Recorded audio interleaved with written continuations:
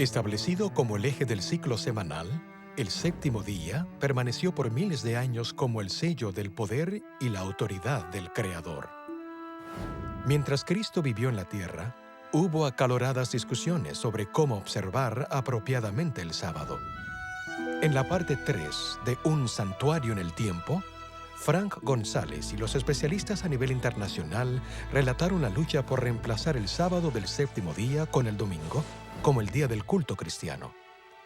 El relato está entretejido con la historia de la Europa medieval, la cual continúa moldeando las costumbres de muchos cristianos. Y ahora, aquí está la parte cuarta de Un santuario en el tiempo.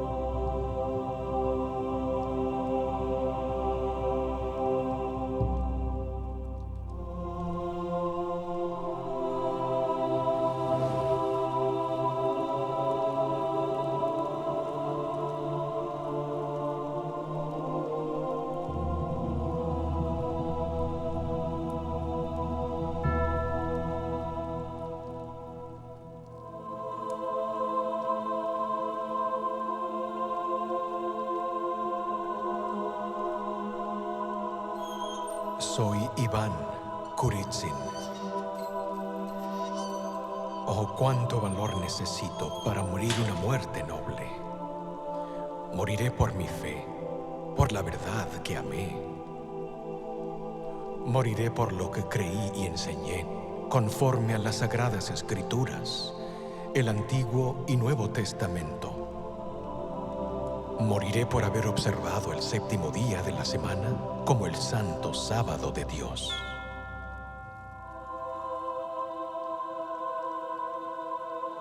¿Cómo llegué a esta situación, a esta muerte de hoguera? ¿Cuánta esperanza tenía? Yo anhelaba que toda la iglesia rusa fuese reformada, que la verdad pura del Evangelio fuese revivificada. Pero hoy todo se acaba.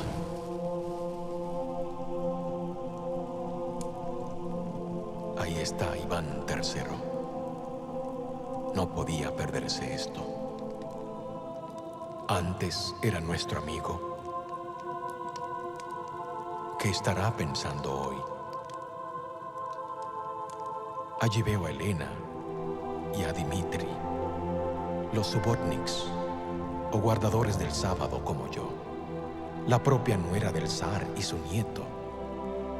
¿Qué será de ellos? ¿Los quemarán también?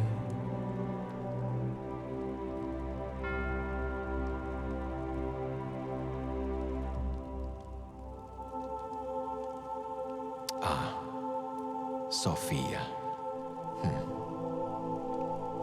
Hoy se sentirá feliz. Se nos opuso desde el mismo principio.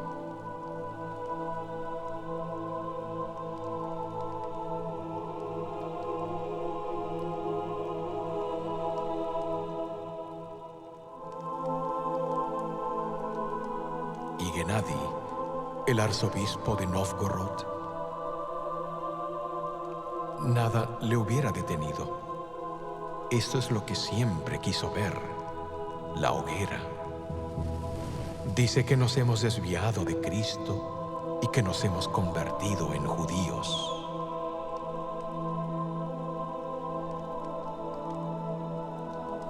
Pero yo soy cristiano y muero hoy por amor a Cristo y a su palabra.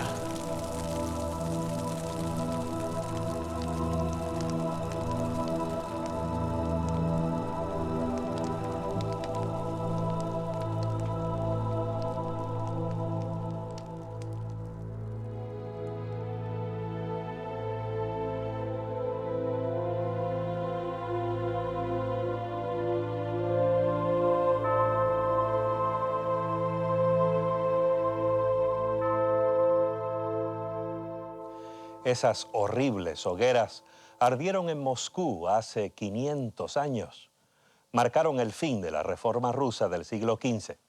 Una reforma caracterizada por su énfasis en la observancia del sábado, el reposo séptimo día. Hola, le habla Fran González para darle la bienvenida a la cuarta parte de Un santuario en el tiempo. El hombre en la jaula, Iván Kurizin, era un prominente teólogo ruso y un líder de la sublevación religiosa que los historiadores llaman el movimiento Novgorod-Moscú. El zar, Iván el Grande, halló este movimiento ya bien establecido en Novgorod cuando se apoderó de la ciudad en torno a 1480. El movimiento pudo haber tenido sus raíces espirituales en las enseñanzas de los Strigolniks, reformadores del siglo anterior, que guardaban el sábado. Iván descubrió que dos sacerdotes rusos ortodoxos se hallaban en el centro del movimiento en Novgorod. Los llevó a Moscú. El doctor Oleg Shigankov explica. La razón por que Iván los llevó a esos dos sacerdotes, Denis y Aletsky de Novgorod a Moscú, fue porque él mismo simpatizaba con los dos puntos de vista de los reformadores. Ahí los instaló como sacerdotes de las dos catedrales más importantes de Moscú, la de Arkhangelsk y la de Armenia. Esas catedrales todavía son las más importantes de Rusia. Pero el zar no era el único partidario de la reforma. El movimiento Novgorod-Moscú alcanzó a los más altos niveles del gobierno, que incluía gente del círculo íntimo del zar. Toda la historia parece una novela gótica. Por una parte está Elena Stefanovna, la nuera enviudada del zar, una subodnik, esto es, guardadora del sábado. Ella es parte de este movimiento que trata de alejar a los cristianos rusos de las tradiciones religiosas establecidas y llevarlos de nuevo a la Biblia. Por otra parte está Sofía, la segunda esposa del zar, princesa griega por nacimiento. Creció en Italia, bajo la influencia de los dirigentes católicos, quienes esperaban que su matrimonio con el zar acercara a los rusos a la Iglesia de Roma. Pero Sofía acabó adoptando la religión rusa ortodoxa. Así el zar Iván se vio atrapado entre estas dos mujeres, ambas con gran influencia sobre él y su corte, pero las dos en lados opuestos en la controversia religiosa. Pero la trama se complica más. Al hijo de Elena, Dmitri, el nieto de Iván, le toca ser el próximo zar. Es el heredero legítimo, según las reglas de la sucesión. De hecho, Iván declara oficialmente a Dmitri como su heredero. Y Dmitri, igual que su madre, apoya a los reformadores que guardan el sábado. Luego Sofía, la segunda esposa del zar, le dio un hijo llamado Vasily. Ella quiere que su hijo le suceda a Iván. Es una mujer de férrea voluntad y está dispuesta a todo con tal de lograr su propósito. El aliado más poderoso de Sofía es Gennady, el arzobispo ortodoxo de Novgorod. Gennady es un celoso y fanático enemigo de los reformadores que guardan el sábado. Él aplica medidas extremas. Escuchen esto. En algunas cartas que escribió el zar de Rusia, Gennady expresaba admiración por los métodos de la Inquisición española e insistía en que la Iglesia Ortodoxa y el Estado aplicaran esos métodos contra el movimiento de los subotniks rusos. los dirigentes rusos ortodoxos llevaron a cabo el Concilio de Moscú y condenaron a los reformadores como herejes. La sentencia del concilio detalla los cargos. Algunos de ustedes blasfemaron contra muchas imágenes sagradas. Otros de ustedes cortaron las sagradas imágenes y las quemaron. Y todos ustedes han honrado el sábado más que el día de la resurrección de Cristo.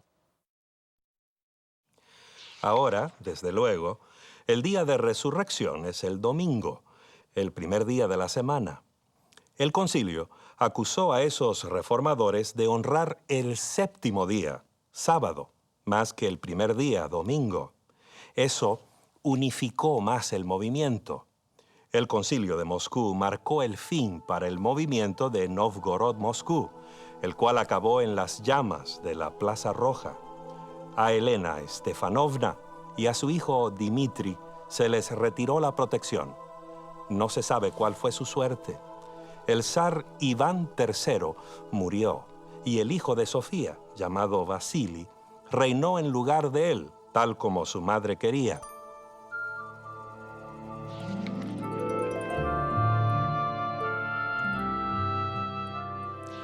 A principios del siglo XVI, el reino musulmán de Adel atacó el imperio cristiano de Etiopía. Se trataba de la Yihad, una guerra santa musulmana, apoyada por los poderosos turcos otomanos. Dominó vastas regiones del país, aplastando a las fuerzas etíopes. Desesperado, el emperador pidió ayuda a Portugal. Pasaron largos y difíciles años y finalmente en 1541 llegaron tropas portuguesas a la costa de la actual Eritrea. Cristóvão da Gama, hijo del famoso navegante Vasco da Gama, iba al mando de una banda de 400 mosqueteros. Su misión era rescatar la Etiopía cristiana. Fue un esfuerzo costoso. En la primera batalla, los portugueses sufrieron grandes pérdidas. El mismo da Gama fue capturado y decapitado por el comandante musulmán. Por fortuna, con la ayuda de la fuerza portuguesa sobreviviente, el emperador Claudio rechazó a los invasores en 1543, acabando con la amenaza musulmana. Pero pocos años más tarde, surgió una nueva amenaza para el cristianismo etíope, cuando los misioneros jesuitas llegaron tras las tropas portuguesas. Arrostrando privaciones, tortura y muerte en el continente africano, esos jesuitas se dedicaron a llevar a la iglesia etíope al redil católico romano. Pero había grandes diferencias entre la iglesia ortodoxa etíope y la iglesia católica romana. Entre ellas, una de las mayores era que los etíopes observaban el reposo del séptimo día, una práctica que databa de por lo menos 1000 años antes. Aún así, los misioneros jesuitas persistieron. Por fin, el emperador Sucenios abrazó la religión católica y profesó su adhesión al Papa. En 1622, proclamó el catolicismo como la religión oficial de su imperio. Alfonso Méndez, un sacerdote jesuita, llegó al África como el nuevo patriarca de la iglesia etíope. Estaba ansioso de borrar las tradiciones de la iglesia etíope, especialmente el descanso del sábado. Urgido por Méndez, el emperador Sucenios, mediante una proclamación, exigió que su pueblo trabajara en sábado, profanando así el día santo.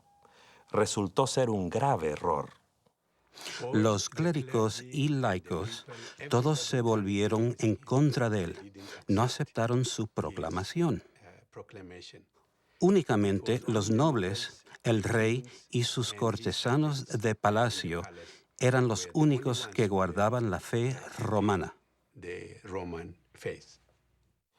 Por todo el territorio se levantó una violenta ola de protestas. La gente se rebeló. Rehusaron abandonar su religión tradicional. Sucenios vio que sus buenas intenciones provocaron una amarga guerra civil. Hubo miles de bajas. Pero desde el caos y el derramamiento de sangre, se oyó la voz de la razón. Fasílidas, uno de los hijos de Susenyos, habló a su padre diciendo: «Mira cuánta gente has matado.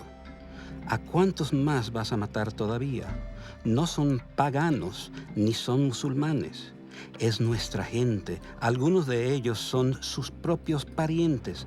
Y así convenció a su padre del error que cometía.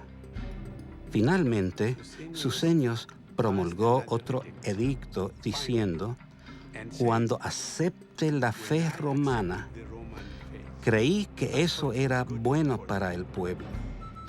Pero ahora hasta los campesinos ignorantes eligen morir por preservar su tradición antes que aceptar la nueva fe. Por lo tanto, abdicaré y entregaré mi reino a mi hijo Fasílides. De ahora en adelante, dijo, ustedes son libres de adorar como quieran. En sus iglesias, en sus comunidades, están libres». Aún hoy, la observancia del sábado junto con el domingo es común en Etiopía, la nación con la historia más larga en el mundo de observancia cristiana del sábado.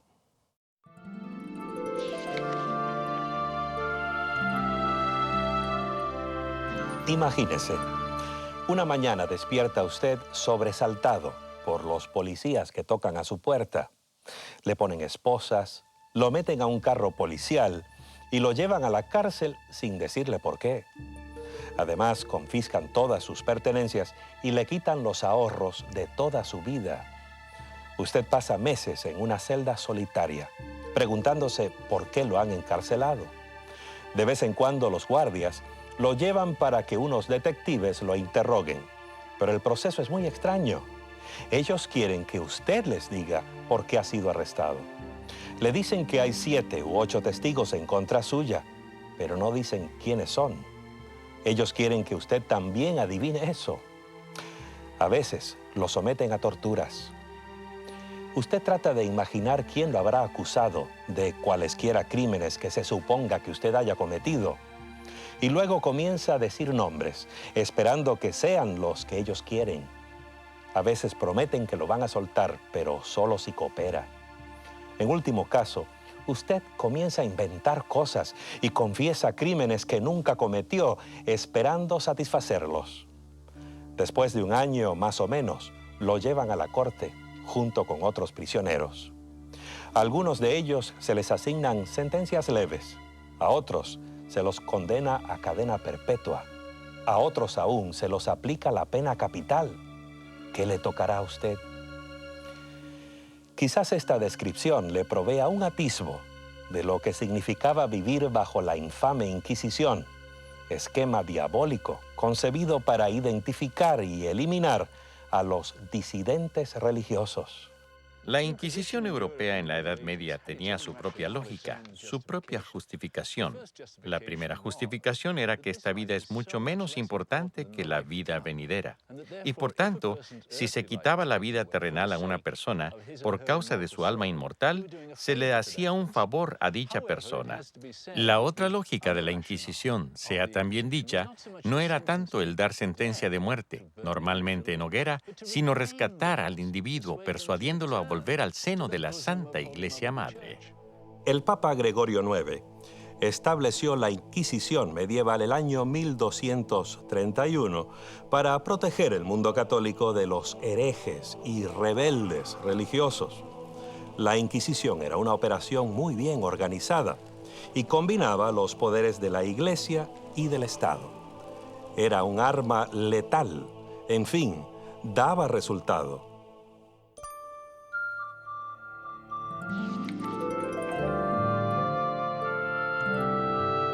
En 1469, el casamiento de Fernando e Isabel unió los reinos de Castilla y Aragón en el Reino Unido de España. Estos mismos reyes son los que en 1492 mandaron a Cristóbal Colón en su viaje de descubrimiento. Dichos reyes eran católicos militantes. De hecho, se los llama los reyes católicos. pero tenían que reconocer que su España no era tan católica como ellos querían que fuese. Es que 1 o 2 generaciones antes, a los judíos de España se los había obligado a convertirse al catolicismo bajo amenaza de deportación y pérdida de sus posesiones. A esos convertidos a la fuerza se los llamaba nuevos cristianos, y el apodo perduró. Habían sido bautizados como católicos, pero algunos, quizás muchos de ellos, retuvieron algunas costumbres judías tradicionales, como la observancia del reposo del 7º día. Para la reina Isabela eso era una seria profanación de la verdadera religión católica. Así, en 1478, persuadió al Papa que autorizara la Inquisición española. Quería purgar su iglesia de toda contaminación de herejía judía. En España y Portugal, la Inquisición dedicó gran parte de su energía y atención a identificar y desarraigar a los que en apariencia eran católicos, pero que en la práctica todavía se aferraban al judaísmo. Algunos de los nuevos cristianos seguían la costumbre judía de encender una vela especial antes de la puesta del sol el viernes, momento en que, según el Antiguo Testamento, comenzaba el sábado. Para los inquisidores, esta costumbre de encender las velas del sábado era evidencia condenatoria. El poder de la Inquisición era sutil e insidioso. Los inquisidores urgían a la gente a espiar a sus amigos, a sus vecinos, aún a sus miembros de su propia familia. Usaban amenazas y torturas para obligar a la gente a proveer las evidencias que necesitaban. A los herejes recalcitrantes y a los que reincidían, se les aplicaban las medidas más extremas. Se los entregaba a las autoridades seculares para que los castigaran. Algunos se los quemaba en efigie, a otros se los quemaba en persona, en la hoguera. La Inquisición española extendió sus redes y atrapó en ellas a otros, además de los judíos convertidos. La Iglesia Católica incluía a ex-musulmanes. Los inquisidores sospechaban que esos creyentes practicaban secretamente el islamismo. Y desde luego, había que proteger a España de la controversia religiosa que comenzaba a azotar el resto de Europa. De esto también se ocupó la Inquisición. Soy Constantino. Oh Dios, ¿me puedes oír?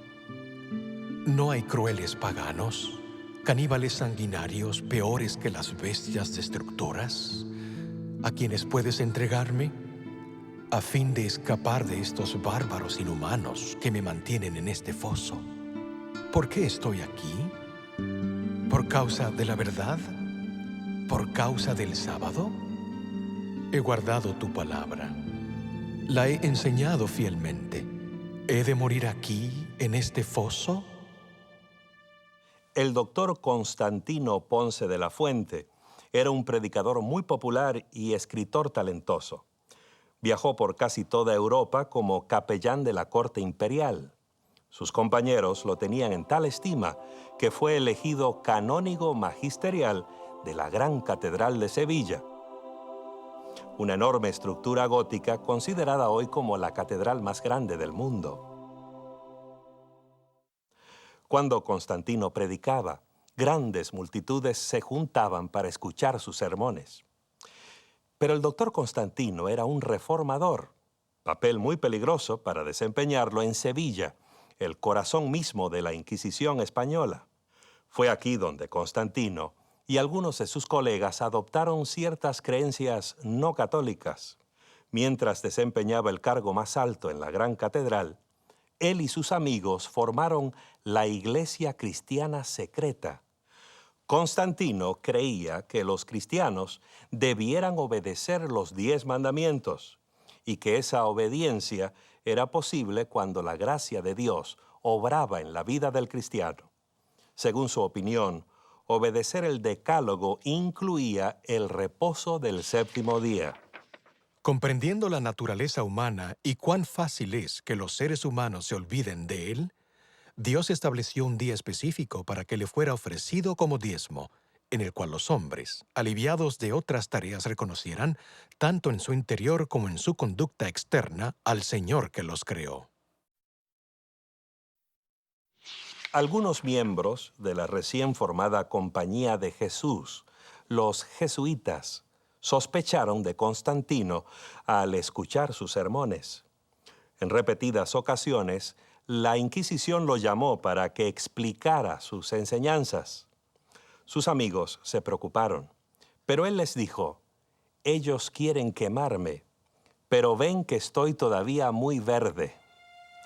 Los oficiales de la Inquisición por fin lo arrestaron en agosto de 1558 y lo llevaron a la prisión del Inquisidor cerca de Sevilla, aislado de sus amigos y otros que lo apoyaban y de las multitudes que habían llenado la catedral.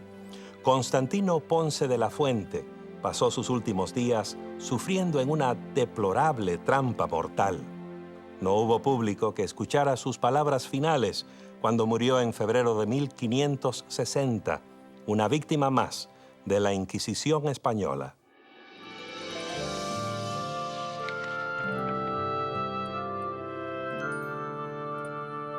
Como España, la nación vecina Portugal también necesitaba una solución para el problema de los nuevos cristianos. En ese país la Inquisición comenzó en 1536 y no terminó sino hasta bien entrado el siglo XIX. Sus 300 años de tiranía y opresión estuvieron marcados por inconcebible crueldad y violencia. Algunos registros que sobreviven hoy incluyen largas listas de víctimas, descripciones meticulosas que documentan las tragedias humanas en resúmenes fríos y breves. Uno de los capítulos más siniestros de esta Inquisición se escribió lejos de Portugal, en el extremo oriente de India. ¿Cómo habrá llegado la Inquisición allá? Veamos. A fines del siglo XV, Vasco da Gama había navegado por el extremo sur de África hasta la India, abriendo la ruta marítima desde la costa atlántica de Europa hasta el oriente. El gobierno portugués rápidamente se adjudicó derechos sobre ciertas porciones claves de la India. Era un nuevo mundo de oportunidades. Al final, muchos nuevos cristianos emigraron allá, esperando hallar una nueva vida lejos de los inquisidores. Los conversos, o más exactamente en portugués, os novos cristãos, abandonaron Portugal con destino a la India, principalmente en los años 1530 y 1540, mayormente por razones religiosas. En 1542, Francisco Javier, uno de los primeros misioneros jesuitas, llegó a Goa, en la costa occidental de la India. Su propósito era evangelizar a los pueblos orientales. Pronto descubrió problemas entre la creciente población católica de la región. San Francisco Javier escribió una carta a sus compañeros sacerdotes, los jesuitas, diciendo que se debiera establecer la Inquisición en el Oriente porque allí había algunos que pretendían ser católicos, pero interiormente eran judíos o musulmanes. Javier murió en 1552, pero su pedido por una Inquisición en el Oriente no murió con él. En 1560 llegó a la India la Inquisición portuguesa y se estableció en Goa. Persiguió específicamente a los cristianos que rehusaban trabajar en el día sábado y que observaban el reposo desde el viernes a la puesta del sol, como enseñaba la Biblia. Obviamente la mayoría de los acusados era de origen judío. La excepción era la gente del Oriente que no tenía raíces judías, pero que aún así observaba el sábado.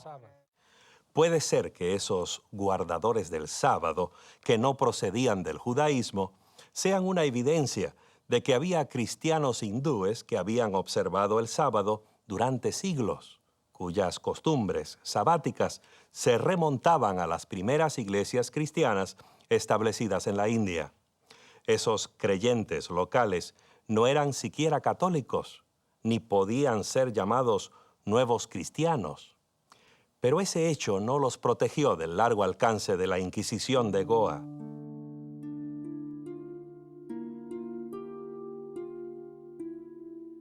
Soy Carlos Telón. médico y ciudadano francés. ¿Por qué estoy aquí, prisionero de la Inquisición? He sido acusado falsamente y detenido sin razón válida. Las acusaciones en mi contra son inventos de mis enemigos. Yo no soy hereje. Sin embargo, he perdido la esperanza de salir de aquí. Mi único escape es la muerte. He tratado de suicidarme más de una vez. Quieren que confiese, pero ¿confesar qué? He confesado una y otra vez, pero quieren más. Por lo menos, no soy uno de los cristianos nuevos a quienes ellos realmente persiguen. Y yo, en realidad, no soy afortunado. Estoy aquí, atrapado aquí, como ellos, y mi fin es tan incierto como el suyo. Sabemos detalles del caso de Carlos de Jon, porque más tarde él lo detalló por escrito. Acusado solo de ofensas triviales, lo mantuvieron preso 2 largos años antes de su juicio. Sus jueces lo expulsaron para siempre de la India y lo sentenciaron a 5 años de trabajos forzados en los astilleros de Lisboa. Tuvo más suerte que muchos. Sus amigos franceses intervinieron en su favor y el inquisidor general le concedió libertad antes que se cumpliera el plazo. En 1677 volvió sano a Francia, donde comenzó a escribir acerca de su pesadilla como víctima de la Inquisición. En su relato dice que la mayoría de los muertos en la hoguera por judaizar no eran judíos, sino cristianos que guardaban el sábado. De 100 personas condenadas a la hoguera por su judaísmo, hay apenas 4 que a su muerte profesaban esa fe. Los demás gritan y protestan hasta su último suspiro, diciendo que son cristianos y lo han sido toda la vida. En 1684, Carlos de Jon publicó su relato de la Inquisición en Goa. El libro revela los operativos de la Inquisición portuguesa desde el punto de vista de la víctima, y no es un cuadro bonito.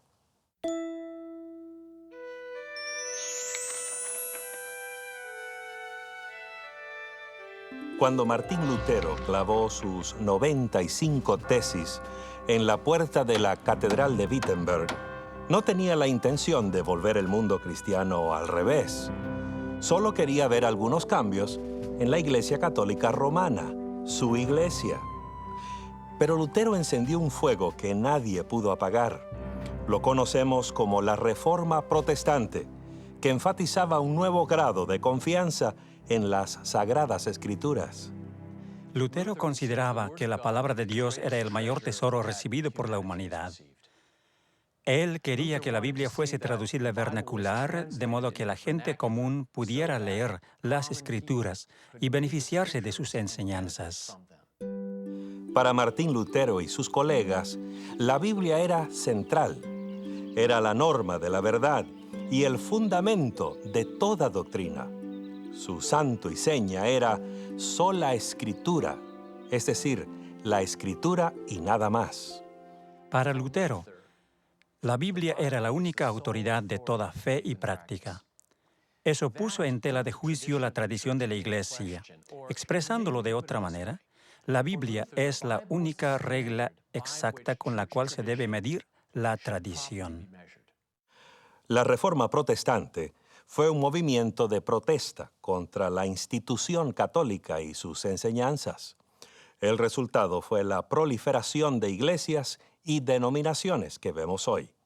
Los resultados podrían haber sido distintos si la Iglesia Católica hubiera convocado un concilio para considerar los temas expuestos por los reformadores. Pero los primeros pedidos en pro de un concilio cayeron en oídos sordos. El doctor John O'Malley, historiador jesuita, nos dice por qué. Clemente VII fue papa desde 1523 hasta 1534 y no quería convocar un concilio porque temía que éste lo depusiera. Quizás era un temor irracional de su parte, sin embargo eran temores íntimos que le pesaban en la mente. El Papa no era el único que no quería un concilio. El rey de Francia también se opuso por razones estrictamente políticas, y el rey de Inglaterra se declaró también en contra. La presión en demanda de un concilio aumentó hasta que finalmente, en 1545, los dirigentes católicos viajaron a la ciudad de Trento, ubicada en el norte de Italia, al pie de los Alpes. Durante los siguientes 18 años, el Concilio de Trento deliberó sobre los temas más críticos que la Iglesia Católica afrontara hasta entonces. El primer punto que el concilio debió resolver era lo que se puede llamar el problema de la autoridad, esto es, la Biblia versus las tradiciones. Gaspar de Fosso, arzobispo de Reggio Calabria, afirmó la posición establecida de la Iglesia al denunciar a los protestantes que rechazaban la supremacía católica. Los herejes de esta época están tratando de derribar la autoridad de la Iglesia. Pretenden hacer de las Sagradas Escrituras el fundamento de su fe. Pero es la Iglesia, después de todo, la que tiene autoridad sobre las Escrituras.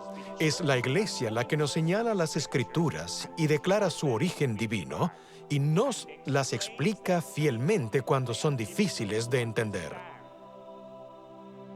El Concilio de Trento declaró que la autoridad de la Iglesia descansa sobre dos columnas, no solo en las Escrituras, sino en las Escrituras y en lo que el Concilio llamó tradición. Es la autoridad descendida, la fe provista por los apóstoles, el pilar que está a la par de las Escrituras para sustentar la autoridad magisterial de la Iglesia Católica. El decreto de Trento, en este punto de la autoridad, comienza diciendo que la fe de la Iglesia y la práctica de la Iglesia se basan en la enseñanza y predicación de Cristo y los apóstoles. Y esto ha llegado a nosotros en dos formas: la tradición escrita, como es el caso de las Sagradas Escrituras, y las tradiciones orales que se remontan a la época de los apóstoles. El punto de vista católico era que Cristo mismo estableció la estructura de la Iglesia centrado en los obispos. De modo que cuando los obispos afrontaban una disputa acerca de la interpretación de las Escrituras, no podían simplemente decidir cómo les pareciera, sino que debían tomar en cuenta las decisiones de los obispos y concilios que se habían acumulado a través de los siglos. Esa era la tradición, el lente a través del cual los obispos interpretaban las Escrituras. Esta es una posición fundamental que todavía separa la Iglesia de Roma y la mayor parte del mundo protestante. Al confirmar la autoridad de la tradición oral, los obispos del concilio validaron muchas doctrinas y costumbres que no eran bíblicas. En ese decreto del concilio no se mencionó ninguna. Pero por las discusiones vertidas sabemos que las tradiciones que les inquietaban a los obispos eran, por ejemplo, el bautismo de los recién nacidos. ¿Dónde se halla eso en la Biblia? Pero era una práctica establecida en la cristiandad. El credo de que Cristo descendió al infierno. No hay nada claro donde se halla eso en el Nuevo Testamento. ¿Y eso de observar domingo? No se encuentra en el Nuevo Testamento. ¿Y qué del credo del apóstol? Ahora sabemos que no vino desde el tiempo de los apóstoles, aunque los del Concilio de Trento creían que sí. Esos son algunos ejemplos de la tradición que les preocupaban a los del concilio y sentían que no podían optar por basarse únicamente en la Biblia. ¿Cómo entonces pudo haberse cambiado el día de adoración del sábado al domingo? Para los obispos católicos en el Concilio de Trento, la respuesta estaba clara. El sábado, el día más glorioso de la ley, ha sido cambiado por el día del Señor. Esto no ha sido hecho por mandato de Cristo, sino por la autoridad de la Iglesia.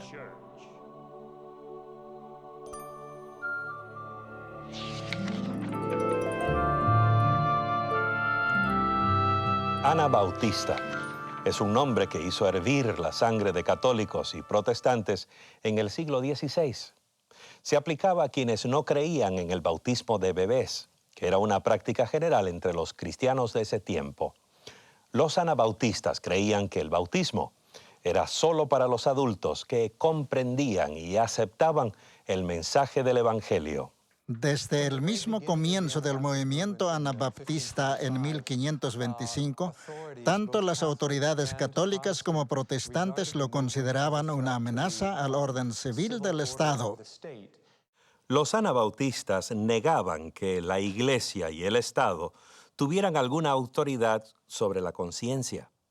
Enseñaban que el hombre común podía comprender la Biblia por sí mismo, sin necesidad de que la Iglesia se la interpretara. Para los anabautistas, la base de la verdadera religión era la Biblia sola, y la única Iglesia verdadera era la de Jesús y los apóstoles descrita en el Nuevo Testamento. Este parecer era muy distinto de la manera católica de ver las cosas y mucho más radical que el de la mayoría de los protestantes. Los anabaptistas definían su movimiento renovadora como un intento de restaurar la verdadera Iglesia basada en las enseñanzas de Cristo, en el Evangelio, en el modelo de la Iglesia primitiva, como se describe en el libro de los Hechos. Algunos historiadores consideran que Andrés Bodenstein von Karlstadt fue el precursor del movimiento anabautista. Al comienzo, era amigo y colega de Martín Lutero, pero su amistad deterioró debido a diferencias teológicas. Ambos creían que era necesario usar las Escrituras. Según Lutero, se podía agregar cualquier cosa que no contradijera las Escrituras. Según Karlstadt, no se debía añadir nada a las Sagradas Escrituras. De modo que Lutero aceptaba cualquier cosa que la Biblia no rechazara o prohibiera específicamente. Karlstadt, por su parte, aceptaba solamente lo que la Biblia enseñaba específicamente y nada más. El estudio de la Biblia lo llevó a Karlstadt a aceptar el sábado bíblico y su significado espiritual. Esto es lo que dijo. Guardar el sábado tiene doble objetivo. En obediencia a Dios debemos descansar en paz y orar a Dios en procura de la santidad y esperar recibirla. Este reposo se efectúa cuando el hombre reconoce que la fuente de toda santidad es Cristo y que debemos ser santos como Dios es santo. Cuando habla del sábado, tiene en mente una especie de reposo interno en contraoposición u oposición al reposo externo. Está más interesado en el sábado interno, que significa el descanso de Dios internamente. Podría llamarse una santificación interior. Eso es su mayor interés.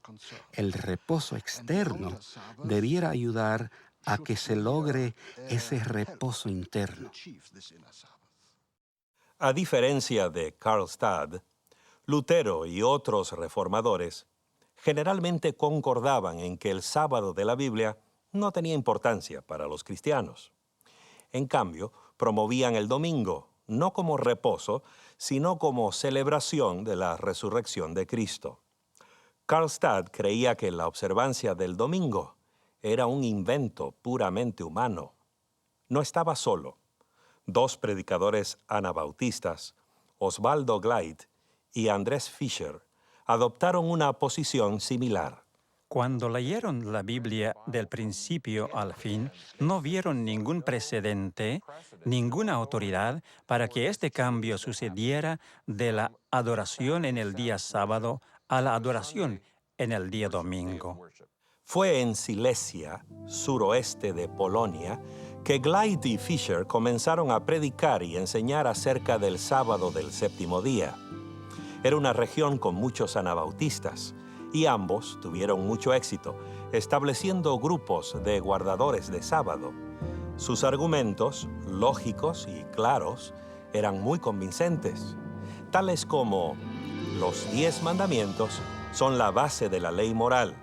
Por tanto, el sábado del cuarto mandamiento es parte de la ley moral que los cristianos deben obedecer.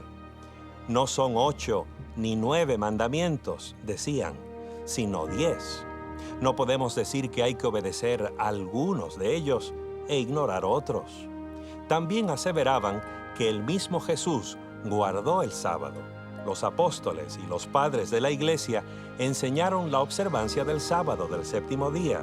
Fueron el Papa Víctor y el emperador Constantino quienes introdujeron a la iglesia el culto en domingo. Por otra parte, el mismo Dios estableció el culto en sábado. Debemos guardar el sábado, decían ellos, por amor a Dios. Ni Glyde ni Fisher morirían de muerte natural. Glyde terminó arrestado, llevado a Viena, encarcelado, torturado y por fin ahogado en el Danubio, un destino típico para un anabautista.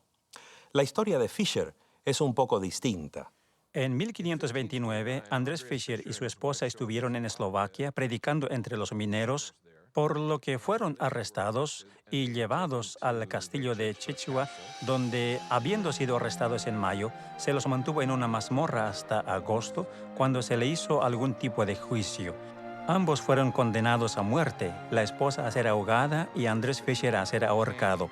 Entonces sacaron a la esposa de la cárcel y la ahogaron. En la ejecución de Andrés Fisher sucedió algo extraño. Lo colgaron de la torre del castillo. Al parecer quedó colgado de la cuerda durante horas, pero no murió. Quizá la cuerda se rompió o sus amigos la cortaron. El registro de lo sucedido no está claro. Lo que sí está claro es que Andrés Fisher sobrevivió. Después de escapar misteriosamente o milagrosamente de la ejecución, Fisher trabajó otros 10 años como pastor itinerante. Estuvo en Moravia, en Bohemia y en Eslovaquia, y parece haber viajado haciendo un circuito durante los siguientes 10 años. En 1540, Andrés Fisher fue capturado y arrastrado al castillo de Krasnaorka, en el actual sur de Eslovaquia. Esta vez no hubo juicio, ni escape, ni sobreviviente.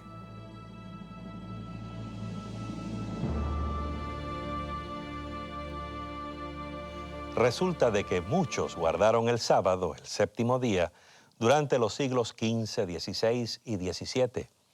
Ya hemos mencionado Rusia, Etiopía, España, India, Silesia, pero los ejemplos más notorios se encuentran en Inglaterra. Allí el rey Enrique VIII extrajo de la Iglesia Católica todo el sistema eclesiástico. Tomó las catedrales, los monasterios, los conventos y la jerarquía eclesiástica, sacerdotes y obispos de todos los niveles. Con ellos, creó su propia versión de una iglesia protestante nacional, la Iglesia de Inglaterra.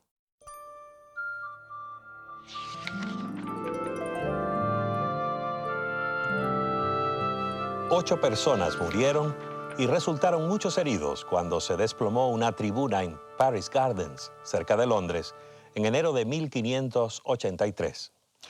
Era un domingo de tarde y una multitud se había congregado para presenciar un espectáculo de tortura a un oso. Esos espectáculos eran crueles, horribles e inhumanos, cuando la gente aclamaba y aplaudía mientras una jauría de feroces mastines atacaban a osos encadenados. En la Inglaterra del siglo XVI, ese tipo de diversiones era popular y la misma reina Isabel era aficionada. ¿Sería la tragedia de Paris Garden una señal de la ira de Dios contra una sociedad que profanaba el día de reposo? Eso era lo que pensaban los predicadores puritanos. Los puritanos de la Iglesia de Inglaterra eran los que deseaban eliminar de la Iglesia las prácticas y creencias que eran inconsistentes con las Escrituras.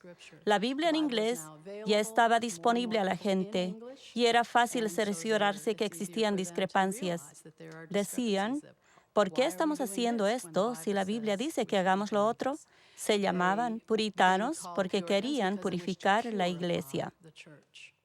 La Iglesia de Inglaterra, la Iglesia anglicana, era muy parecida a la Iglesia católica. Había algo de la teología de reforma, pero sobrevivía mucho de la forma y sustancia católicas. Para los puritanos, no había habido suficiente reforma en Inglaterra. Así estallaban los puritanos contra los quebrantadores del día de reposo, esos jugadores y amantes del teatro. Debe haber sido una ardua batalla contra William Shakespeare y el estreno de sus famosas obras teatrales. La Iglesia de Inglaterra y la monarquía se opusieron a la idea puritana de observar estrictamente el sábado. En 1618, el rey Jacobo I, el mismo de la Biblia del rey Jacobo, publicó el libro de deportes y ordenó que los predicadores lo leyeran desde los púlpitos. Muchos pastores puritanos rehusaron. Se sintieron muy molestos porque el libro del rey apoyaba los deportes seculares en el Día del Señor. Notemos un punto interesante. En realidad, este clamor puritano por una reforma del día de reposo no tenía nada que ver con el sábado. Era más bien acerca de la observancia más estricta del domingo. Sin embargo, hubo algunos que abogaban por una verdadera reforma sabática, el retorno al sábado de la Biblia.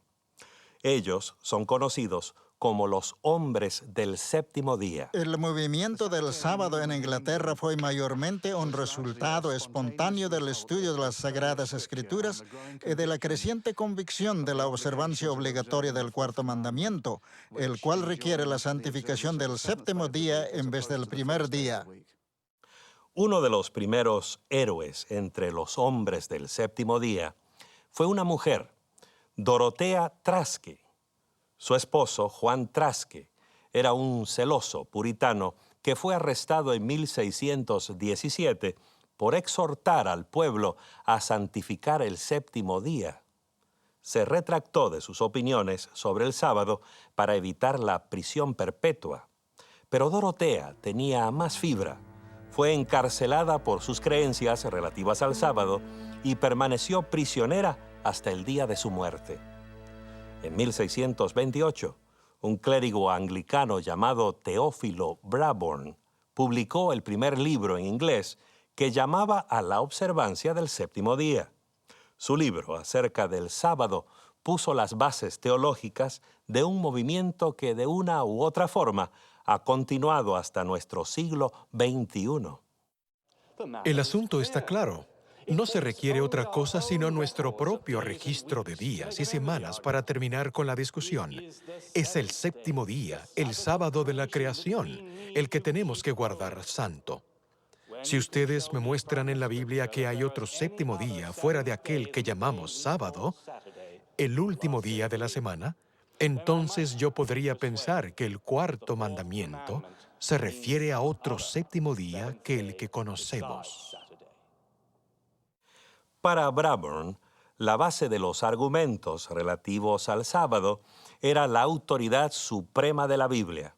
Insistía que el sábado era el séptimo día de la semana establecido por Dios en la creación, el mismo séptimo día del Decálogo. No importa si ustedes guardan como reposo el sábado, el domingo o el lunes, pero si queremos mostrar respeto a Dios y a su palabra, ofrezcámosle el día que Él escogió y no otro. Él tiene mucha razón. En 1660, Brabourne publicó un panfleto en el cual dice que el asunto del sábado o domingo era la gran controversia en ese tiempo en la Iglesia de Inglaterra. Su gran esperanza era que toda la Iglesia de Inglaterra se convirtiera de la observancia dominical a la del sábado, del séptimo día. Brabourne se aferraba a la Biblia en cuestiones de sábado. Desde la creación hasta el monte Sinaí, las enseñanzas y prácticas de Jesús, los apóstoles en el primer siglo, no hubo cambio en el día. Así que él luchaba para que la iglesia hiciera culto en el sábado del séptimo día. La teología del sábado que adoptó Brabourne era cristocéntrica. Además de considerar que el sábado era un memorial de la creación, también lo consideraba como señal de la redención en Cristo. La posición oficial de la Iglesia era que el cuarto mandamiento pertenecía a la ley ceremonial que terminó con la muerte de Cristo en la cruz. Bradburn llamaba a ese tipo de razonamiento una monstruosa mixtura y señaló que todos los 10 mandamientos habían sido escritos en piedra por la mano de Dios y que no había nada de ceremonial en ninguno de ellos. La ley moral o el decálogo, expresada por Dios y escrita con su dedo en tablas de piedra, sigue vigente hoy. Los opositores de Bradburn arguían que Cristo mismo había cambiado el día de reposo al primer día de la semana. Él replicaba que tal afirmación era una notoria calumnia contra Cristo. Sostenía su punto de vista señalando algo que debía haber sido evidente aún para sus adversarios. Es decir, que la Biblia no contiene ningún registro de que Cristo haya dicho siquiera una palabra acerca de alterar el sábado. Bradburn afirmaba que la observancia del domingo era un error cometido por la Iglesia de Roma, arraigado en la tradición y no en las Escrituras. Otros hombres del séptimo día estaban de acuerdo con él. No tenían temor de culpar a Roma del cambio del sábado al domingo. Pidieron que el Parlamento inglés corrigiera el error. Por la presente, exhortamos que restablezcáis el santo reposo del Señor a su día correcto. Esa forma de hablar era peligrosa.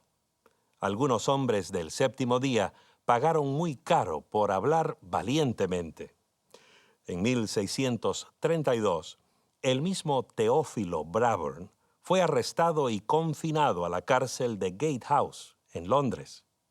La corte le impuso una multa de 1,000 libras esterlinas, el equivalente a $150,000 de hoy. Lo despojaron de su licencia ministerial y ordenaron su excomunión de la Iglesia de Inglaterra. Además de todo eso, pasó 1 año y medio encarcelado. Pero ni las cortes ni las prisiones desviarían a Bradburn o a sus compañeros, hombres del séptimo día, de su noble propósito. Jaime Oxford era un bautista que vivía en la ciudad de Salisbury. En 1650 escribió un libro que proponía la observancia del séptimo día, titulada La doctrina del cuarto mandamiento. Uno de los principales argumentos, según el título de su obra, era que el cuarto mandamiento había sido deformado por el papismo. 100 ejemplares del libro de Oxford fueron confiscados por la autoridad del alcalde de Salisbury y se envió una muestra al Parlamento. En cuestión de días, la Cámara de los Comunes condenó el libro, argumentando que era erróneo, escandaloso y profano, y ordenó que todos los ejemplares en Inglaterra y Gales fueran quemados públicamente. Oxford mismo fue excomulgado y sentenciado a prisión. En cuanto a su libro, solo un ejemplar sobrevive hasta hoy en la biblioteca de la Iglesia de Cristo de Oxford, Inglaterra. Otro reformador del sábado, Francisco Bampfield, era descendiente de Sir Francis Drake y hermano de un distinguido miembro del Parlamento. A pesar de ser uno de los más grandes predicadores ingleses de esos días, sus ideas disidentes le causaron su prisión en 1663. Fue allí, en la cárcel de Dorchester, que descubrió el sábado bíblico y comenzó a observar el séptimo día. Varios otros presos se unieron a él. Después de ser puesto en libertad, Bampfield se convirtió en el principal abogado del sábado. Fue a Londres y procuró organizar una unión de congregaciones observadoras del sábado. 10 años más tarde, en 1683, fue arrestado mientras predicaba ante su congregación de Londres. 1 año más tarde, murió en su celda.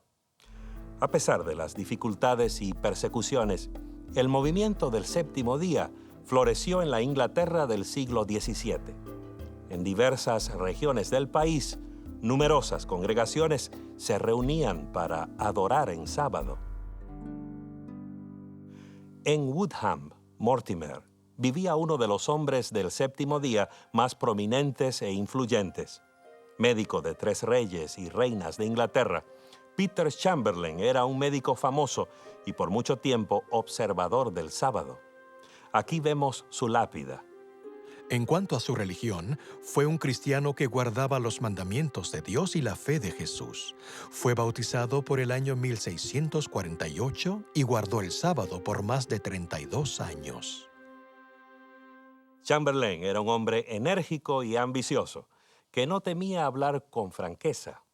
En 1682 dirigió una carta abierta al Lord Canciller Supremo, llamando al Papa el 3 veces coronado cuerno pequeño, que cambia los tiempos y la ley, haciendo referencia a una interesante profecía del libro de Daniel del Antiguo Testamento.